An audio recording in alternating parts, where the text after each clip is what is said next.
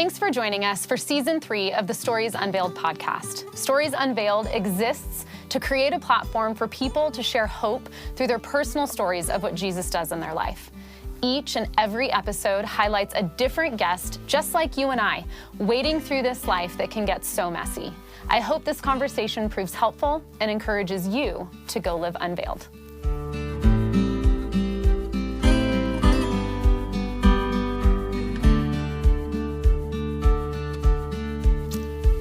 Today, I have Evan Kraft in the studio with me. Evan is a chart-topping, bilingual, global recording artist that releases music in Spanish and English. He has over 1.6 billion global streams and over 53 million views. Evan's talent as a songwriter has taken his career to another level, starting out as a YouTube artist to making it to the top of Billboard charts. Some popular hits include Be All Right, Desperado, Fight on My Knees, and his most recent release, Chances.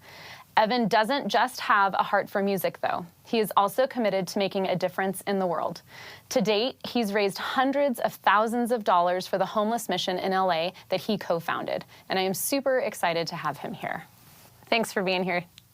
Thank you for having me. Yeah, of course. It's a privilege. It's a privilege. Yeah, it's awesome. I just want to dive in, and that is quite the resume, I guess. Yeah, when you put it that way, I mean, it's not how I usually introduce myself, but it's fun to read. Yeah. Well, it was fun to read for me too.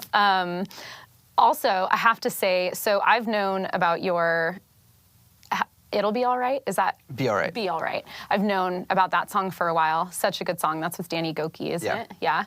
And then I just heard Chances, which is out. Awesome. Yeah. And I watched... With Kieran. Yeah. So I watched the music video, and it literally gave me chills. It looked like it was from a movie, like it was supposed to be for a movie. Yeah, it was really tough because Brad Pitt, he canceled last minute. And so we had to, do reshoots and stuff. Pivot? Yeah.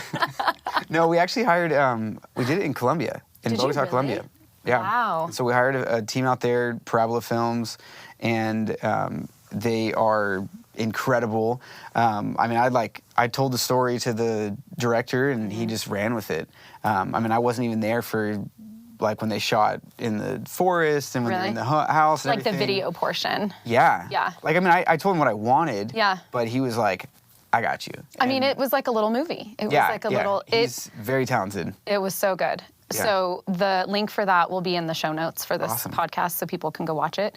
So good. Thank you. I want to talk about Chances just because it's your newest song, and I know that you've talked a little bit about why you wrote it, and I think you said something to the effect of what can I say about Christianity or about the gospel, redemption, Yeah, I think I was speaking to my label about if this song doesn't resonate with people, I don't know what I can say. Totally. The gospel is about redemption. From Genesis all the way to Revelation, it is the story of God redeeming mankind. Yeah. And so, there's this overarching, theme of redemption, but also individually, we experience redemption. And so, Kieran and I wrote this song about 2 years ago, I think. It was Kieran and I wrote the song a few years ago, and when we wrote the chorus, we just start weeping. We were writing with our friend Monty, and sometimes when we're sitting in a writing session and we're like, what are we going to talk about? It's hard to go into those really sensitive topics of family and hurt and pain unless you're really good friends. And he and I were roommates. Okay. And so I knew a lot about his family, and so I asked him about his dad. His dad had been in and out of rehab, in and out of jail for certain things and for drug issues. And I knew that he had this pain that I had seen healed in a way, but still, it still hurts. Yeah. And so we're talking about that. My dad as well, he was a pastor of a growing church. He had a moral failure, lost his ministry. My parents got divorced. This was when I was 7 years old. And, there was these major lows And then, like we would see this, reconstruction of our lives, and then something else would happen. And, so Kieran and I both have these fatherly experiences of men that should have been examples for us. And we love our dads. We love them. But they failed. Today, both of our parents, or our dads, have incredible relationships with us. God has redeemed and restored them. My dad today is the director of the largest rescue mission in the United States. Wow. They have thousands of beds a night. They're doing incredible projects in Los Angeles. Kieran's dad has been sober for 4 or 5 years. That's awesome. He is, like Kieran always says, they talk every single day. He went to his wedding. They rebuilt their relationship. And so when we're talking about chances, like, God is the God of second chances. That no matter, Kieran didn't think that God would ever be able to redeem his dad. I know that, I was a kid when everything was happening, but I know my dad has thought, I messed up too much, God will never use me. And so, when we start to disqualify ourselves, and that's what actually the bridge says, like, you're not disqualified. To me, like, at first it was a little jarring because it's, like, so direct. Yeah. And our friend Mitch helped write that. But it's like, you're not disqualified. He'll never leave you stranded. Don't you believe the lie.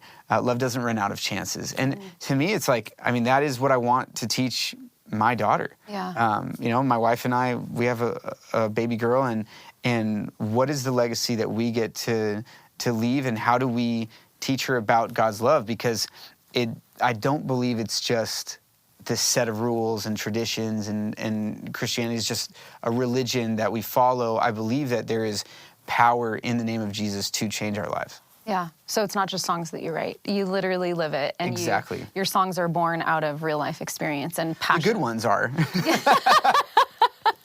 There's a lot of bad ones that, I'm like, I don't know what I just did for the last few hours, but the good ones are real. Yeah.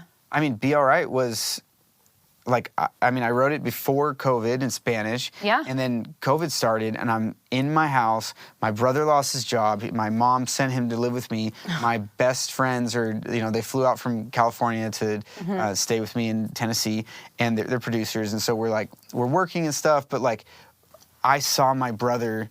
I had this Danny Goki sings the line that they say you hold the whole universe in your hands, but my world feels like it's falling apart, like it's made of sand. Yeah. And I just had this visual of how do we say God, and I had just realized, or someone had taught me that God is El Roy, the God who sees. Yeah. Right? So how do I say God is the God who sees me in this moment when everybody feels like their life was just blown up? Yeah. Yeah. So who am I? Who am I that you would look upon me in this moment and understand my pain and my hurt, and why do I matter? And so it was that's where things got real, where the rubber meets the road, and it's not just hey, I really hope people like this song. It's I need this song. Yeah. I find that a lot of times when I'm asked to speak or when I'm asked to do things on a public platform, and I'm like, Lord, what do you want me to talk about? For you, songwriting? And it's almost 100% of the time, whatever message or whatever it is I'm supposed to communicate is for me. I need it too. Yeah, I think people love authenticity. Yeah. And I was reading about that today, even certain country music is growing and growing and growing in popularity, and it was saying because of the authenticity of it. Totally. And so same with Christian music, whatever it is, you cannot people identify with the human experience, and that is to be broken, that is to go through trials and storms and loss, and they're looking for how do I deal with this? Yeah. And because you might not know, the name of this podcast is the Stories Unveiled podcast, and it was actually born out of just that. It was born out of back in 2017, really, but 2018 is when we started everything, out of a very real experience in me and my husband's journey together in marriage and addiction and betrayal and so many things that happened that was man, we can't be the only people going through this. And why don't we talk about things more? And especially in the church and in the faith community, like, let's get real about what's going on, but like what God can do and redeem and restore, like you were talking about. And to just share your story of what God has done in your life is so powerful. And to be able to do that through music is my favorite. Yeah, and I don't think that like things shouldn't be. I mean, obviously, we don't talk about them with, like, in the middle of church with everybody. No, but have like, discretion and wisdom. Yeah, but like, there shouldn't be a taboo. If you're going through something, I mean, that is what, like, I want to push the envelope a little bit in Christian music in the way that, like, we talk even just about doubt. Like, we're losing a generation of college-age students because we won't talk about doubt. We won't talk about, like, hey, like, you hear this in college, and then this doesn't make sense what you're hearing at church, and, like, so how do you deal with that? How do you reconcile that? Exactly. And ask questions without somebody thinking that you've lost faith or... Yeah, and I mean, I had that when I was like 25. I remember, like, I was like, I don't feel the presence of God. And I was like, doubting things. And I had someone just basically just like, tell me to be quiet. And like oh, you'll that's figure not it out. helpful. Yeah. And I'm like, well, how do I do that? Yeah. Because, and then you learn, like, I actually went to seminary that, like, there's this thing called the dark night of the soul that, like, that you're not the first person to go through things. Totally. Yeah. And God's not afraid of our pain. He's not afraid of our doubt. He can handle all of it. Exactly. So that's amazing. So you wrote Be All Right prior to COVID, you said. Yeah. And you wrote it all in Spanish? Yes. Originally? Yeah. Because it's not now. There's like a handful of... We have a Spanish version. That's, Okay. I mean, that was... The reason I wrote it in English was, like, I mean, it did so well, and I was like, maybe I should try to, everyone's going through something, so why not? Why not for everybody? Yeah, exactly. Yeah. So talk to me about your bilingual, like, album, multiple albums, and what caused you to, because obviously you speak Spanish, but, like, what caused you to go bilingual, like the bilingual route? And... So I grew up in Southern California, and I was taking Spanish classes. My dad starts working at a homeless shelter, and I fell in love with Spanish. And a lot of the guests were from Central America, so I would talk to them about where they're from, and I just fell in love with the language. I ended up studying abroad, and I was going to go to Italy, and my dad was like, well, how many people do you know that speak Italian? I'm like, Cero, I don't know. I was like, I don't know anybody that speaks Italian. And he's like, you should go to Spain. So I just switched over my study abroad program, which had such a huge impact in my life because I met some incredible Christians out in Spain. I also realized that there were not a lot of Christians in Spain. Where in Spain, can I ask? I was in Salamanca. Okay. And so I met this Christian band that played at, like, a salsa club one night that, like, I was, like, walking by and, like, went in and became really good friends with them. They're called Papel Maché. They're from Barcelona. And so I ended up, after studying, going to Barcelona, hanging out with them. I go back home, and I reach out to some pastors in San Diego, but then I saw this little church in Tijuana, or Rosarito. And so I reached out to them, and they never got back to me. I ended up meeting somebody who was in charge of, like, missions for my denomination that I grew up in, and they connected me. And I go down to Mexico. I had a Toyota Tacoma that, like, a little beat-up car. And you drove? I drove to San Diego, and they picked me up, took me across the border. All right. My first time, and they take me to this, like, tent meeting. And I have this crazy encounter with God there. Wow. Like, I'm skipping over a lot of details, but, like, yeah. I thought, I read this book by Reinhard Bonnke. I thought I'm the next Billy Graham. I'm like, oh my gosh, Latin America, get ready. Well, really, I was hoping to go to Africa, but I had no money. But I'm like, oh, I kind of speak Spanish. Like, I'm just at left field right here. And I'm like, I'm from LA. Like, I'm gonna just get ready. And so I get down, this tent meeting. They have church 6 days a week, dirt floors, construction lights. I mean, it is not what I consider church. Yeah. And there are 60 old ladies, 20, like, teenagers, young adults. And they're like, oh, well, you're gonna be the next Billy Graham. So, like, why don't you preach? And, like, why don't you sing? And I'm like, oh, I actually barely speak Spanish. I had studied abroad, but, like, I mean, learning a language and preaching in the language and communicating is, very different. Yeah. And so I sang 3 songs I knew. In Spanish? I had written 2. Okay, so they didn't know them. No, but they were very simple. Yeah. I sang Fire Fall Down from Hillsong. Yep. But I felt the presence of God when these elderly women were singing like I had never felt in my church. That's amazing. And so I always say, like, it was like God gave me a little slap in the face of like una cachetada in Spanish, of like, nothing is going to happen in your life or in your ministry until you learn to love my people. Like, this is not about you. This is not about, lifting you up or being a figure anywhere, but it's about serving and loving my people. And so I stayed with these missionaries for a few months. We'd go up to these like hillsides that they had a little like tiny bus, and we'd do church in the bus, like a short bus. And then I ended up writing and recording a Spanish album. And like, I worked at Starbucks, so I was like, anytime somebody would come in and like had an accent, I'd be like, ¿Hablas español? And like, they'd be like, yeah. And so I had to help them get their order right, because they would always order like a cappuccino when they wanted a frappuccino. Oh. I'm like, it's hot outside. Yeah. I don't think you want a hot drink. Right. And they're like, oh, thank you. And I realized something so small was so big that like speaking someone's language, they automatically feel just like welcomed and at home. Yeah. And so I would ask some people like, hey, can you look over like the lyrics of these songs I've been writing? And like, people were super nice about it. I recorded and released an album called Yo Soy Segundo.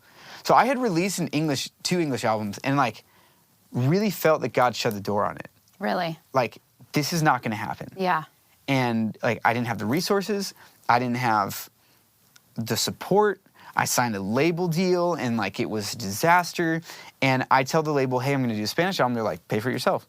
And so I'm like, fine. Okay. I'm 21 years old. I'm like, I do what I want. I work at Starbucks. Of course I can do this, right? But I end up writing a letter to family and friends and churches and be like, hey, I really believe God is calling me to Latin America, and I need to record an album in Spanish. And I am not good at this, and I'm going to work very hard. So I turned everything on in Spanish.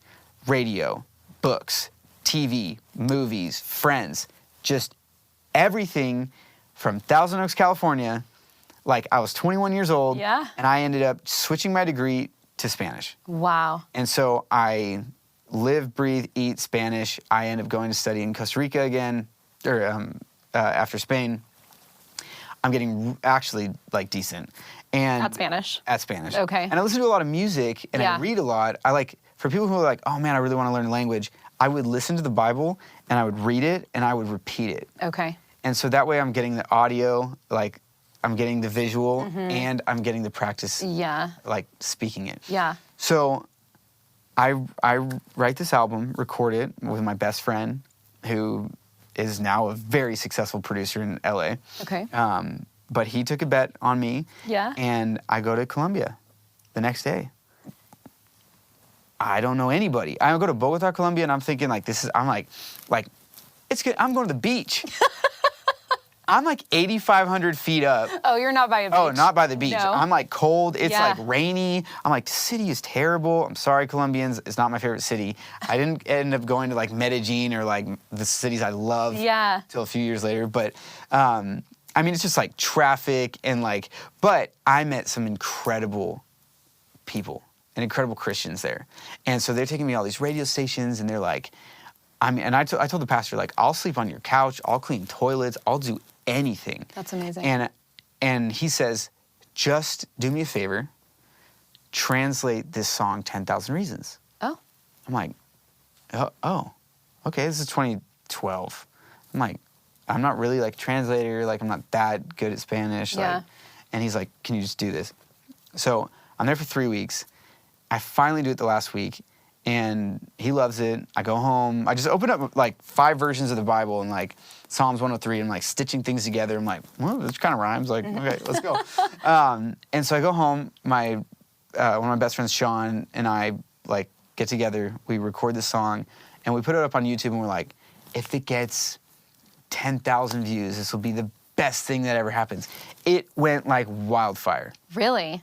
Like, I had no idea that I was like basically holding onto a cannon. Wow. And then, so that video goes viral. Then we do another one We just do like a different song. Hillsong Yeah. one or like a Bethel or, whoever.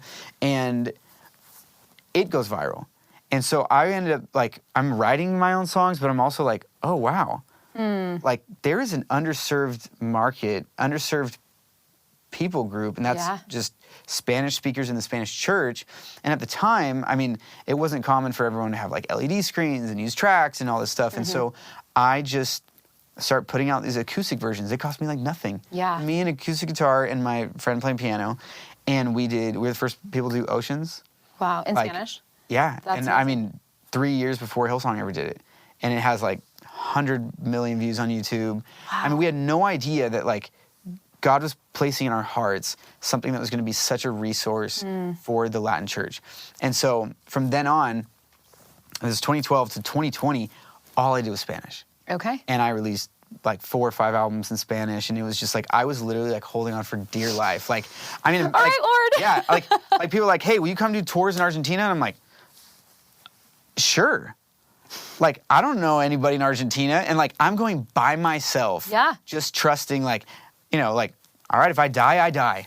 Like, but I remember being like, okay, Lord, if this is something you're doing in my life, you're going to, 1, protect me, but 2, you're going to make a way. I mean, it was not easy. Yeah. But my Spanish significantly improved after I graduated with a degree in Spanish, but then I toured. Yeah. So I'm like, I'm not touring like a bus tour, like, hey, this is like, I'm staying in super nice hotels. I'm staying with families a lot of the time. Yeah. Like, hey, my kid's gonna sleep in my room, you're sleeping in their bed for the first like few years. And like, I mean, just Like missions, like missionary type, like. Oh yeah, and I'm like, I'm undercharging like so much. Yeah. I'm like, you just pay my stuff, and I'm like, if I get there, awesome. Great. And like, me and a buddy were going and doing acoustic concerts, but like, thousands of people are showing up.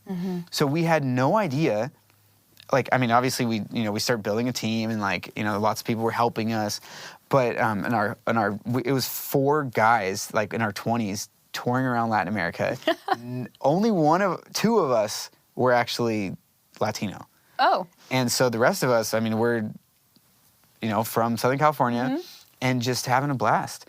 Getting to go to Spain. I mean, I played first in England, Spain, Italy, Germany, and France in Spanish. That's amazing. Like, have never done anything besides Romanian English. Okay. And so it was crazy how God was like flipping this idea that I had and this that I was like, oh, English music doesn't work. I'm going to go be a missionary. But he's like, this no is not a no forever. Yeah.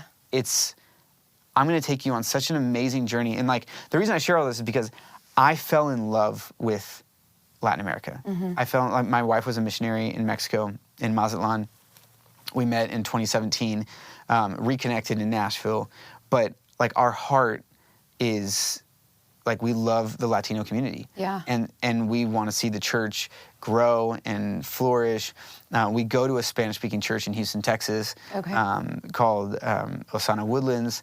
And I mean, that's where our heart is. And so when, for anybody listening, like, sometimes a no hurts and it feels like my dreams are being squashed, but sometimes God has something so much better. And I say better because it's the right fit for me. Right.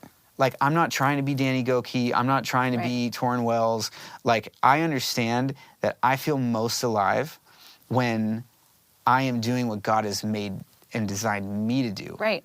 And so that was like, I get to go to little towns in Bolivia. I get to go to little towns in Guatemala and Mexico where, most CCM artists never will be able to go. Yeah. And so, but that's a unique design that God's had in my life. That's amazing. I love that. And he needed to take you through that to get you where you are. He needed to break me. He needed to break me. All right, I guess let's be honest. Yeah. He just needed to break you. Like into little pieces and rebuild me, right? Like, I think it's called kintsugi, which is like the kintsugi, which is like the Japanese art of like, they break a pot and then it's like gold, or they gold. fill the That's how I holes. feel like God has had to do, but like multiple times, just pulverize me in the best possible way. Right. But that's kind of life too? I mean, some people are maybe broken they're broken in different ways, but we're all like, we've all got plans for our life. Yes. And especially if you invite God into that and, you're like, okay, Lord, but like, this is what I want. Like, this is what I'm going to do. God's like, hang on a minute. Like, are you going to let me guide this or not? And he's got to take us on a journey to what he has for us. Yeah. And I think like in seminary, they talked about there's ways to learn lessons. And like, I want to tell my daughter, don't touch the stove because it's hot. And I want her to listen. I don't want her to have to learn by her own mistake. There's some things that you have to learn by your own mistake. And other things, it's like, really, you don't need to learn that like, hey, this is going to burn you. Right. Like, it's better to listen to God than to make your own mistakes. Because he knows better. And, and I think like, in some ways, like there were some things that, God was very gentle, in reality. Like, it broke me and like, it molded me, but like, in a way that God was humbling me to, I remember I was in Bolivia and it was just going so bad. Like, no one was paying us. My band was about to mutiny. Oh no. We show up and they're not picking us up from the airport. Like, where's the hotel? Like, and like, oh, that's not we're in a country where I've never been to Cochabamba, Bolivia. Yeah. So like, I don't know where to go. And our tour manager like was basically a missionary. So he's like, oh, don't worry about it. You don't have to pay us. And I'm like, you can't do this. But I remember calling my mentor and being like, he's a very successful incredibly influential Spanish Christian artist. I'm like, give me one reason not to burn my ministry career to the ground right now. And he's like, he starts laughing. He's like, I'm so glad you're going through this because obviously that's happened to me too. Yeah. And he goes, are you an artist or are you a soldier? Like, what is your purpose? Has God made you, do you need to have the right sound system? Do you need to have the right things? Or like tonight, as you're going to go to this stage, whether they've honored you or not, are you going to do the thing that God has called you to do today? That's good. Like, despite all these other circumstances, are you going to fulfill the purpose in your life? I mean, like, it was a radical, like, eye-opening conversation for me of like, yes, I would love to be Taylor Swift and singing at SoFi Stadium and having my documentary on all these Netflix platforms. And all the things, yeah. Yeah. But this is where God has taken me. Yeah. And I can spend my life wishing I had this, or I can go full throttle into what God has for me. Yeah. And so I would rather do that. And I think what my point is, like, you can learn a lesson that you'll burn yourself trying to be something that you're not, or following God and like being obedient will save you so much heartache and pain and hurt. Yeah. Yeah, that's good. It's true. But it still will hurt. Well, it still will hurt, but it's a beautiful thing, right? Like, on the other side. It's pain that I feel like you have. When it's pain that God has led you into, you have a grace for it. When it's pain that you've led yourself into, it's very frustrating. Self-induced. Yes. Self-induced pain gets really frustrating too. Oh man. Tell me a little bit about this nonprofit that you started. Is that correct? So I didn't start. Okay. And I don't run anything. Okay. My dad is the founder and director of Hope the Mission, which is a rescue mission in Los Angeles. Okay. And so I started something called Mi Casa LA, which is a benefit concert series. In English, we call it Hope the Concert. And so we've had Marcos Witt, we've had Marco Barrientos in Spanish, Rey Mios, and then in English we've had Matt Redman, Israel Houghton. This year we've had Danny Goki. And they're concerts that is hosted by a church called Shepherd Church in Porter Ranch, California. Yeah. And 100% of the proceeds go to helping the homeless. Okay. And so my dad is an aggressive strategist for helping people experiencing homelessness in Los Angeles. He's been called upon by the government to do things that, where even their budget is 15 times bigger than it was pre-COVID today. I mean, they're buying motels and renovating them. They're being extremely aggressive in helping house people. Yeah. And so it's, and I know there's, I've had actually some interviews where people are like, well, the government doesn't do anything for it. It's a very complicated issue. Yeah. You have a lot of people with mental health issues, a lot of people who, look, our healthcare system is not made for the most at-risk people. Yeah. And so there's a lot of people I've met that have had cancer and their treatments are too expensive, they've lost their homes, and so they end up on the streets and they're looking for ways out. I've met 24-year-olds in when I spent a night at the rescue mission with my pastor one time, and he was, this Talk guy about was, like getting in the trenches, like. oh yeah, my dad has spent a week on the street. He's lived in a car for a week. He's cycled across the nation to have meetings in DC and like meet with rescue missions across the country. And so he's all in it. Yeah. Like, he ran from Vegas to LA. Ran. Like, yes. Like physically. Yes. That's, depending on the time of year, that's brutal. Oh, it was cold. Oh, it was cold. Yeah. He got pneumonia when he was cycling. Oh my gosh. Yeah. Because they went through New Mexico and it was, it's super high, super cold. But they are the most aggressive rescue mission housing people right now. And so the first step you got to do is just get people off the streets. Yeah. And, first of all, people don't want, somebody on the street behind their house. Right. We want to have somebody there so we can say, hey, what do you need? Like what mental health issues do you have? Like how can, we get you out of, the situation and bring some support around you. It's expensive. It's costly. It is, it's something that I don't know will ever go away. Yeah.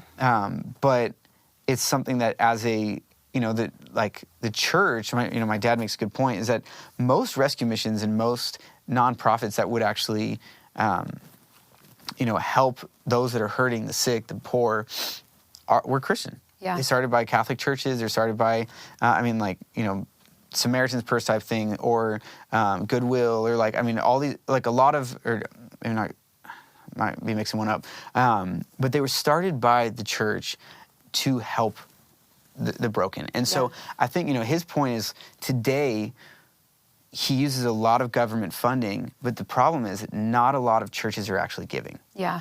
And so we, as Christians, or, I'm not trying to get political, but we can say, well, the government's not doing anything, but what is the church doing? Yeah. How are we really coming around those?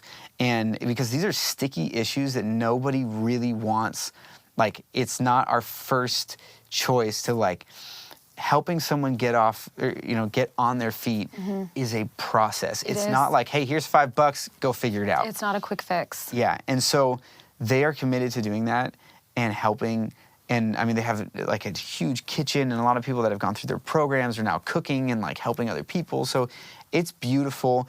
I have been able to raise with other artists over $500,000 to help start little shelters in different parts of the city, which it's a drop in the bucket. Yeah. But we're trying to do our part, and more than anything, let people know, hey, this is where you can serve, this is where you can give, and this is how your church can be involved. That's awesome. So it's the concerts that you do that have helped raise money for this. I guess it's considered. Is it a nonprofit?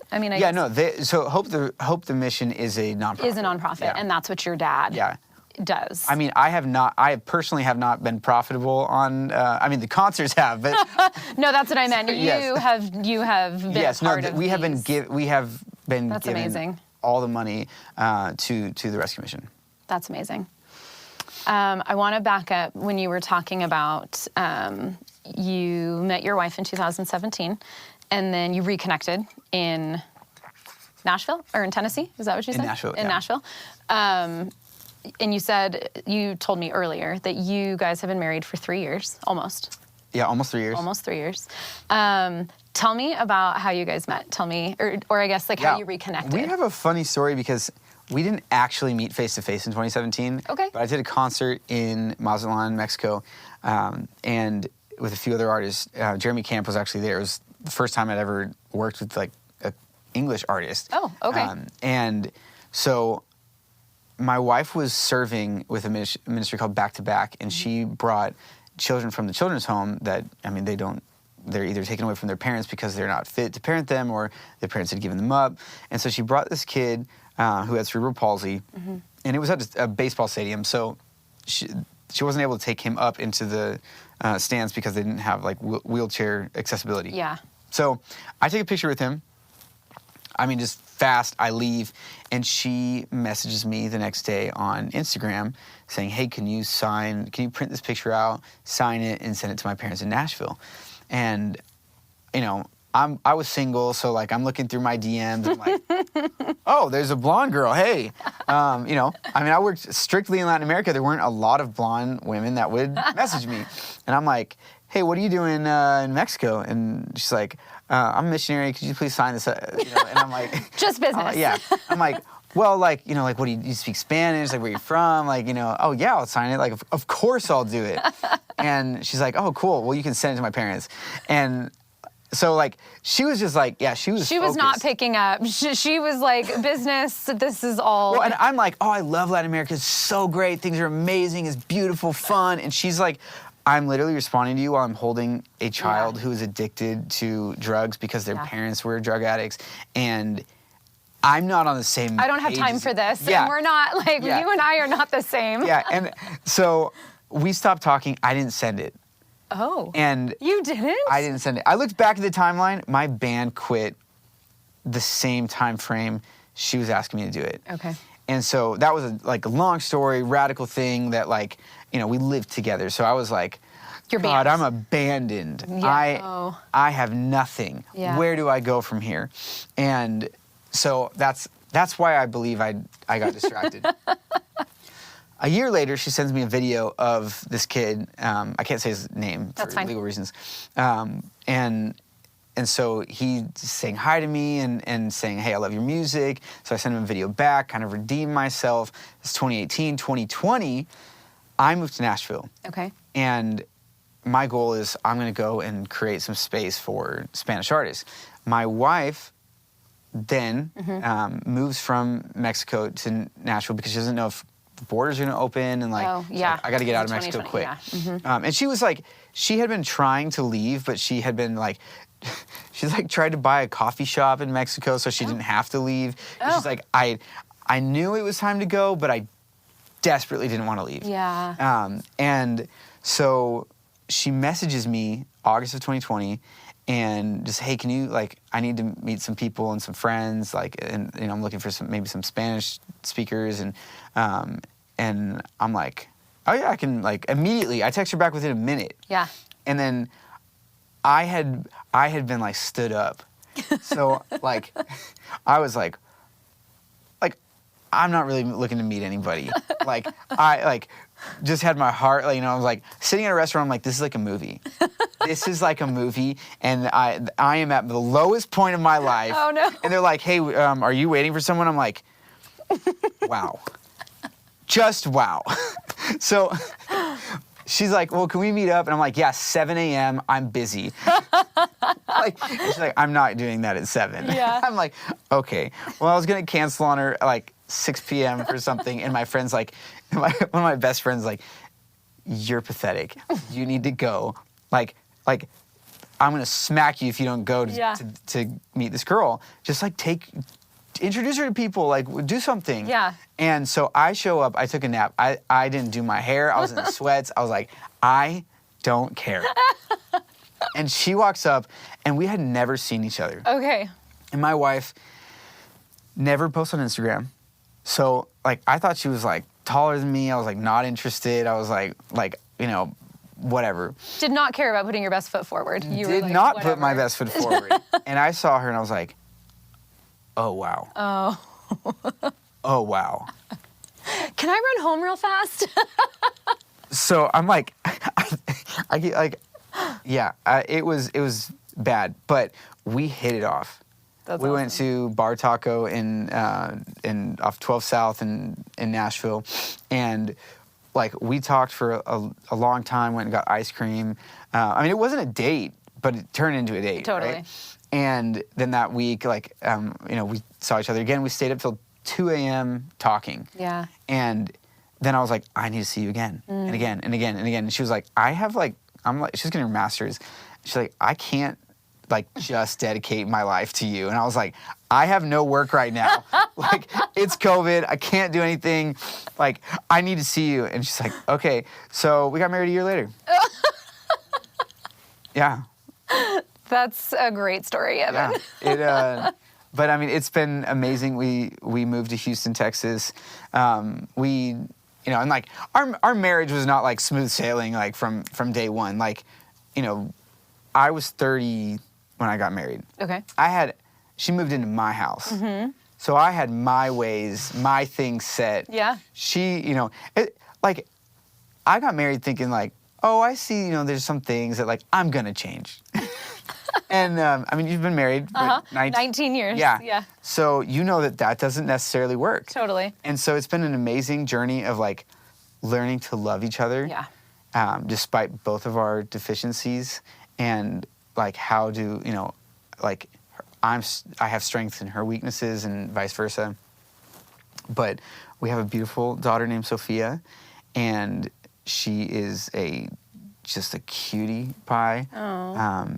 So it's like, I mean, we're loving it. We want more kids. It's been absolutely amazing. And also, I mean, it's work. It's like totally. Being a parent is work. Being a parent is work. I have 3. Yeah. Mm-hmm. But I enjoy it so much. Yeah. Like we fly a lot, and flying when it's like just you is like, I have my iPad, I download some shows, I'm gonna just chill for a few hours. And now it's like, we're like juggling a baby. I'm like, can you just fall asleep, please? Can I just tell you that doesn't really change? My youngest is 13, my oldest is 18, and I travel alone, and I'm like plugged in, I'm like doing my own thing. Or if me and my husband, right, I'm still plugged in, doing my own thing. Yeah. I have my kids who are all self-sufficient, and I'm still like, what do you need? Like, do you need, like, and I'm still just like, one AirPod out, or one, like, just to like make sure that, like, that might be a mom thing, though. Maybe I think that also might be. Dads are like, they're fine. Like, all right, that's fair. Yeah. That's fair. I look over at my husband and I'm like, hey. my wife is like, she woke up, our daughter woke up the other day, and like, I mean, like, it's like, she goes to bed at 7. Yeah. It's like 8. She's like, but she's not going back to sleep. What do we do? I'm like, just leave her. like she'll fall back asleep. She's like, she's crying. I'm like, if it's not like 45 minutes, I don't care. Like, this little girl's got to learn to go back to sleep. That is maybe a dad response too. Yeah. That's awesome. Well, I want to just ask you, just kind of a blanket statement, but what encouragement would you give to our listeners, just in any form, like their walk with God or whatever? What encouragement? I think the thing that has helped me the most in my life is like being involved in a great church. Mm-hmm. I mean, and being a great church doesn't, like, not every church is going to be like, they're not perfect. No. I'll tell you that for sure. No, none of them. But you being involved in serving, serving on the worship team is where I've met some of my best friends, where I've had incredible relationships that are deep. And like every city I've moved to, I've lived in Houston, I've lived in South America, I've lived in Florida and Nashville. Everywhere where I've been connected to a church is where I've found health. Mm-hmm. And so, like, there's a reason, the Bible says, don't stop congregating together. Yeah. And so iron sharpens iron, and like we find encouragement, we find life. I mean, we were not like, no man is an island. Mm-hmm. We need people, and that's a gift from God. Yeah. And so your relationship will strengthen when you're serving, when you're like, finding brothers and sisters in Christ. And like they also say it takes a village to raise a kid. And so like that's why my wife and I moved to Houston, was to be part of a beautiful, vibrant, healthy and not healthy church, but we're committed to seeing the kingdom of God manifest here on earth. And so that's one of my number one encouragements to everybody. That's awesome. Thank you so much. Evan, I appreciate you being here with me today, and just look forward to what's to come. Thanks so much. And my other encouragement is just go learn Spanish, so you can listen to the rest of my music. I know you're really you are encouraging me. I know just enough to get me into trouble, if I'm being honest. I've been to Mexico, and I've been to Spain, and I know just enough for people to think I speak Spanish, and then they start speaking, and I'm like, whoa, no, I actually don't understand anything you're saying. So. Well, Duolingo. Yeah, Duolingo. All right, shameless plug. Yeah. Thanks so much, Evan. Awesome. Thank you for having me. Yeah. Thank you so much for joining us for today's conversation on the Stories Unveiled podcast. We would love it if you would leave us a rating or a review. If you would like to learn more about Stories Unveiled and our events, go to storiesunveiledconference.com or follow us on Facebook or Instagram at storiesunveiled_. The Stories Unveiled podcast is created in partnership with KTSY and Barefoot Media Ministries. For more encouragement and other podcasts, visit ktsy.org. Have an incredible day and go live unveiled.